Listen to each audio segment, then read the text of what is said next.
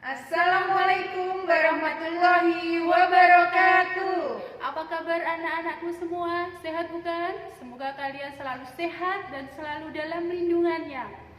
Di tahun ini, perkenalkan nama saya Ibu Sri Marwanti yang akan mengajar kalian bahasa Indonesia di kelas 8A, 8B, 8C, dan 8D. Perkenalkan, nama saya Ibu Dita Oktavia Monika, biasa dipanggil Ibu Dita. Di sini Bu Dita akan mengajar kelas 8E, 8F, 8G, dan 8H mata pelajaran bahasa Indonesia.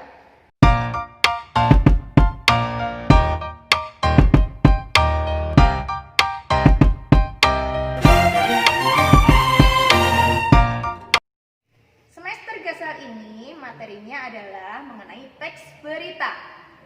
Berikut materinya.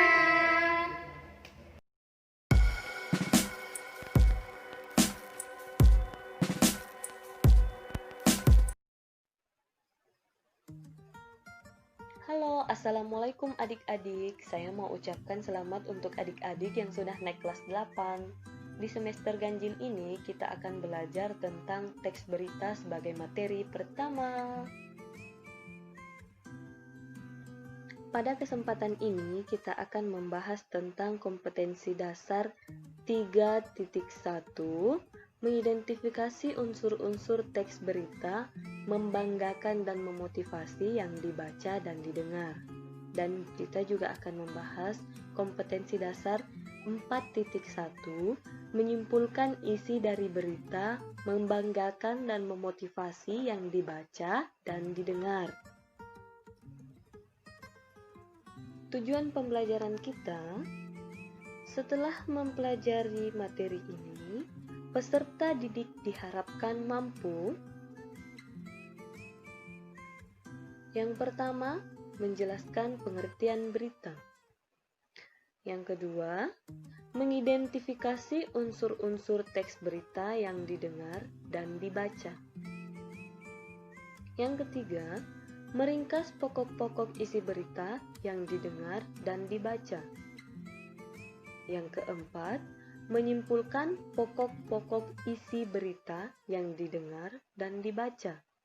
Dan yang kelima, memberikan tanggapan berdasarkan berita yang didengar dan dibaca. Ayo, siapa yang pernah nonton berita? Tahukah kamu apakah itu berita? Berita adalah laporan peristiwa, fakta, atau pendapat, opini yang aktual, terkini, menarik, dan penting untuk segera disampaikan kepada masyarakat.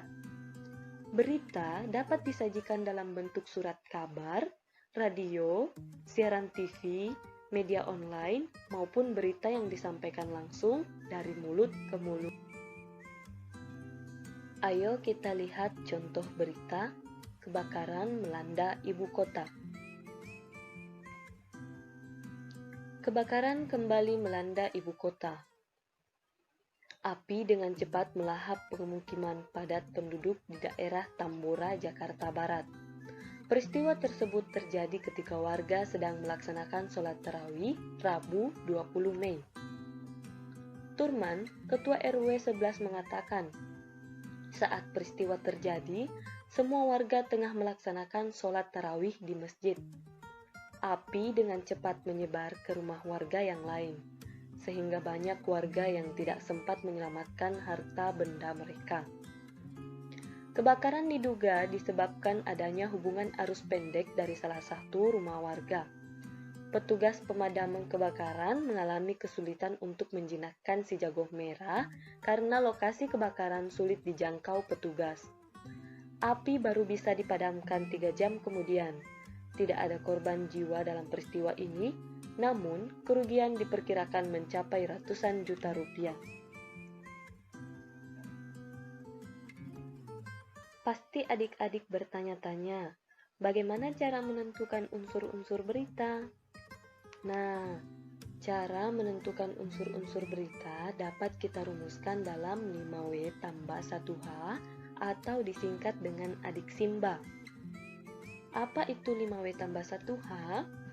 5W tambah 1H ini singkatan dari what atau apa, who siapa, where di mana, when kapan, why mengapa, how bagaimana.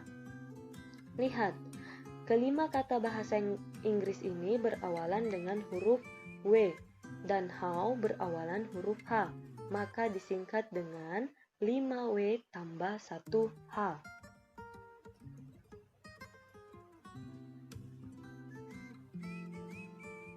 5W tambah 1H ini menjadi rumus yang membantu adik-adik dalam mencari unsur-unsur berita.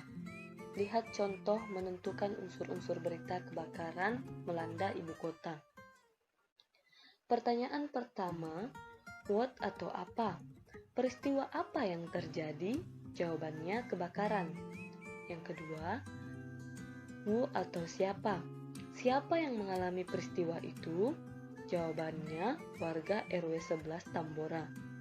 Pertanyaan ketiga, where atau di mana? Di mana peristiwa itu terjadi? Jawabannya di Tambora, Jakarta Barat. Pertanyaan keempat, when atau kapan? Kapan peristiwa itu terjadi? Jawabannya Rabu 20 Mei 2020. Pertanyaan kelima, why atau mengapa? Mengapa peristiwa itu terjadi? Jawabannya adanya hubungan arus pendek dari salah satu rumah warga. Pertanyaan keenam, how atau bagaimana? Bagaimana proses terjadinya peristiwa? Jawabannya, ketika warga sedang sholat tarawih, terjadi korsleting dan api dengan cepat menyebar ke rumah warga yang lain. Muncul lagi pertanyaan baru. Kalau beritanya diringkas bagaimana, Bu? Nah, meringkas berita disusun berdasarkan unsur-unsur pokoknya dengan mengajukan 6 pertanyaan tadi, apa, siapa, kapan, di mana, mengapa, dan bagaimana. Keenam kata tanya itulah yang dapat memandu kita dalam menemukan unsur-unsur berita tersebut. Pentingnya mengetahui unsur-unsur berita itu akan memudahkan saat meringkas.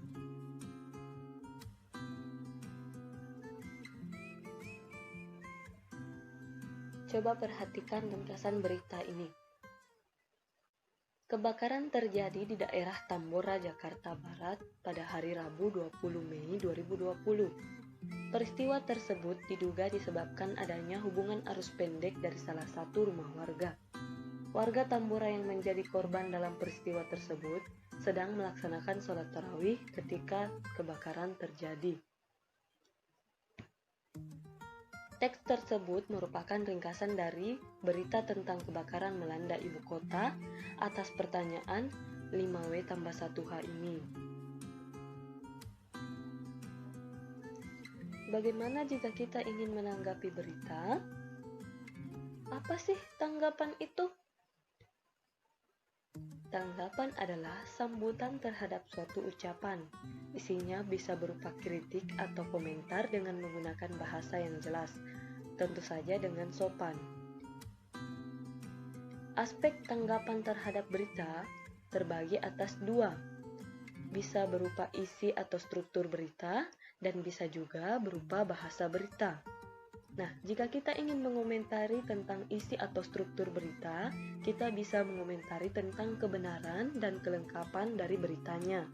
Jika kita ingin mengomentari tentang bahasa berita, kita bisa mengomentari tentang penggunaan kalimat dan pilihan kata dari pembawa berita. Ayo lihat contoh Anung dan temannya menanggapi berita yang dilihat di TV. Anung berkata, isi berita yang saya dengarkan di televisi sangat jelas, bahkan lebih lengkap daripada berita yang saya baca sebelumnya di Facebook. Nah, temannya juga berkata, bahasa yang digunakan pembawa beritanya cukup jelas, sehingga pendengar berita mudah untuk memahami informasi yang disampaikan.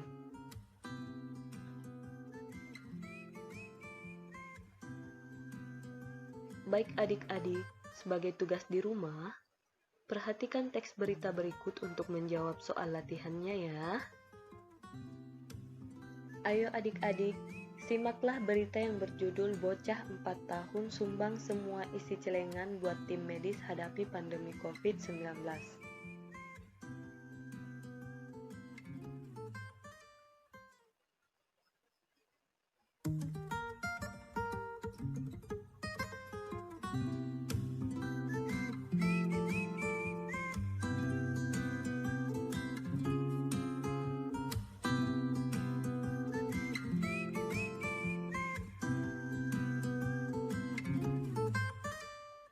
Nah, soalnya adalah, cermatilah teks berita yang berjudul Bocah 4 tahun sumbang semua isi celengan buat tim medis hadapi pandemi COVID-19.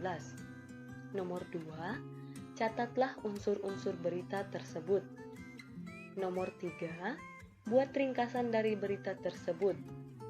Nomor 4, tulislah tanggapanmu berkenaan dengan informasi tersebut, baik dari aspek isi maupun penggunaan bahasanya.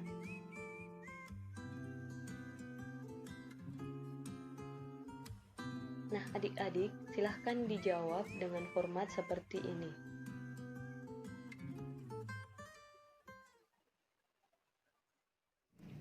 Sekian materinya anak-anak, semoga dapat membantu kalian belajar di rumah. Sampai jumpa di materi selanjutnya. Wassalamualaikum warahmatullahi wabarakatuh.